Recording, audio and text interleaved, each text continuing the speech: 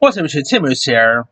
With the new film out on Amazon, The Map That Leads to You, since the movie is, of course, is actually directed by legendary director Lasse Hallstrom, I decided to go ahead and do my top 10 favorite Lasse Hallstrom movies, because he is a really interesting filmmaker, a little underrated. Like, I feel like he doesn't really get talked about as much, but but he actually does have a really good resume. So here is my official top 10 favorite Lasse Hallstrom movies. Alright.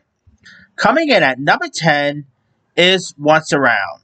This, of course, stars Holly Hunter as Renetta, who falls for an over the top salesman, played by Richard Dreyfuss, clashing with her family here. And, of course, the movie got released all the way back in 1991, and it's a really decent film about, like, family dynamics. Really good cast that includes Holly Hunter, Danny Aiello, Jenna Rollins, Griffith Dunn. I mean, the chemistry between Richard Dreyfuss and Holly Hunter is pretty good too. Really appreciates like his eccentric range as a director, and really good film worth giving a go. All right, number 9 is Casanova. Now, of course, this stars the late Heath Ledger as legendary lover who navigates romance and intrigue in Venice here, and of course, you got Heath Ledger, who I believe they were actually married at the time, but his then lover, Sienna Miller. Casanova is a really nice, like, period piece romantic film. Great performances by Heath Ledger, by Sienna Miller. Jeremy Irons is great. Oliver Platt. I mean, definitely some really good performances here, and really showcase how great Heath Ledger was. Even before he played the Joker here, and one of like Heath's top tier roles too. All right, number 8 is The Hoax. Now, this stars Richard Gere, who plays Clifford Irving, who fakes Howard Hughes' autobiography and spirals into his deception. And Richard Gere gives such a really unique performance here. Of course, obviously, Richard Gere has worked with Leslie a couple of other times. But this is an interesting film. It, of course, takes place in the early 1970s, where, of course, like Clifford Irving with communist by Richard Suckin, played by Alfred Molina, attached report of the greatest media scams. And it's a really crazy to believe this is based on a true story. But you also do got like Julie Delpy, Hope Davis, Marsha Gay Harden, Stanley Tucci. Some really good performances. Definitely it's very hilarious. There is some hilarious comedy at times. But Richard Gere really does the part very well here. Speaking of Richard Gere, number 7 is another Richard Gere film, and that is Hachi, A Dog's Tale. This is based on a true story of a loyal dog who waits daily for its owner, played by Richard Gere, even after tragedy strikes. It is a very heartfelt, story.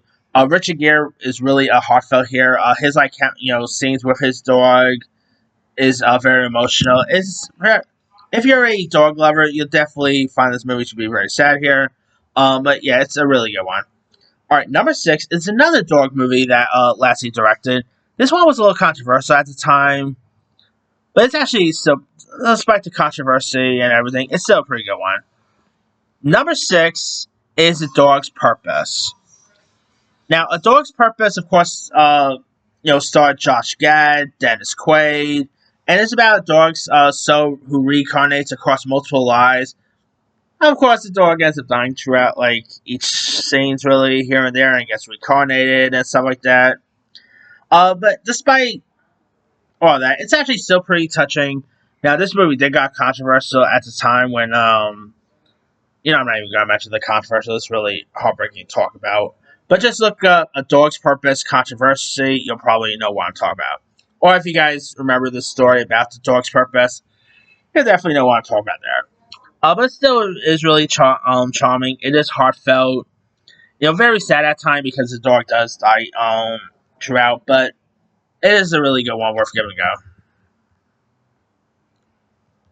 Alright, number 5 is Safe Haven. Of course, based on the Nicholas Sparks book, starring Julianne Hough, Josh Duhamel, and it's about a woman who, on the run, finds refuge and love in a coastal town with a supernatural twist here. And, of course, she also meets a guy played by Josh Duhamel, and their chemistry is really solid. They really play off each other well. It is very heartfelt at times too, because it's a Nicholas Sparks adaptation. But it's really decent. It of course got released all the way back in 2013, and well worth film to watch. All right, number four is another Nicholas Sparks adaptation, and that is Dear John. Now, this of course stars Channing Tatum, who plays a soldier who falls for a college student, played by Amanda Seyfried. But of course, duty and life choices test their love here. And Dear John is really also charming. Of course, Amanda Seyfried throughout mostly writes love letters to John and stuff throughout, and it does get really heartfelt. It is very sad at times, but it's a really decent one, worth giving a go. Great performances by Tatum, by Seyfried. Good flick there. All right. Number three is the Cider House Rules. Now this movie actually won it actually won Michael Caine an Oscar for this, which Michael Caine was great. Don't get me wrong. I still think Michael Clark Duncan show won that year for Green Mile, but that's the topic for another time. Now this movie, of course, stars a pre-Spider-Man Tobey Maguire as Homer Wells, who is raised in an orphanage and grapples with love, mortality, and his mentor Dr. Larch's unconventional practices here. Great storytelling, great performances by Tobey Maguire. Uh, of course, Mikey Caine gives such a really good Oscar-worthy performance. It's a really decent film. Very touching at times. Charlize Theron, Paul Rudd was also in this. Delroy Lindo. Some really good performances. Of course, again, this scored a couple of Oscar nominations. One of which it won for Best Supporting Actor for Michael Caine, which Michael Caine is still good, but I still say Michael Clark Duncan should have won that year, but that's just me. But still, Sorry House Rules is well worth a watch. Alright, number two is Chocolat. Now, Chocolat, of course, stars Juliette Binoche as Vivienne, who opens a chocolate shop in the rigid French village and stirring up passions and challenging traditions here. And of course, Chocolat also stars like Johnny Depp. You also have other folks like Alfred Molina, Judi Dench, Lena Olin. Of course, obviously, this was Johnny Depp in the chocolate business, like few years before Willy Wonka or Charlie and the Chocolate Factory kicked in. But of course, the period aspect is really good. Great performances by Benoit. Johnny Depp is excellent in this. Well worth watching there. Anyway, my number one favorite Lasse Hallstrom movie of all time is none other than What's Eating Gilbert Grape. Now, this of course also stars Johnny Depp as Gilbert Grape, who juggles his caring for his disabled brother Arnie, played by a very young Leo DiCaprio, and their obese mother. And this is definitely his best film yet. Of course, Leo DiCaprio got his first Oscar nomination at a very young age here. Leo DiCaprio, of course, this movie that I can say really put Leo DiCaprio on the map for most people. Obviously, he will go on to do bigger stuff in the 90s with like Romeo and Juliet, Titanic, and stuff. But he had to start from somewhere, and What's in Gilbert Grape is one of them.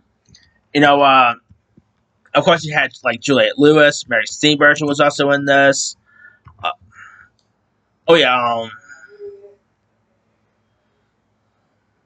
Darlene Cates. You had some really decent supporting players. Great performances all around. John C. Reilly, Crispin Glover was also in this one too. It is really heartfelt. It is really intense at times. But it's a really amazing film. Great storytelling.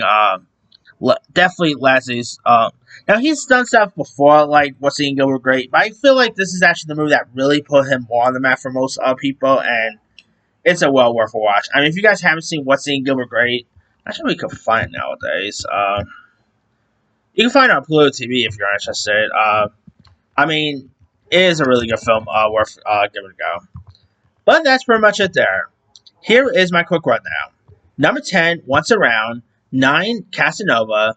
8, The Hoax. 7, Hachi A Dog's Tale. 6, A Dog's Purpose. 5, Safe Haven. 4, Dear John.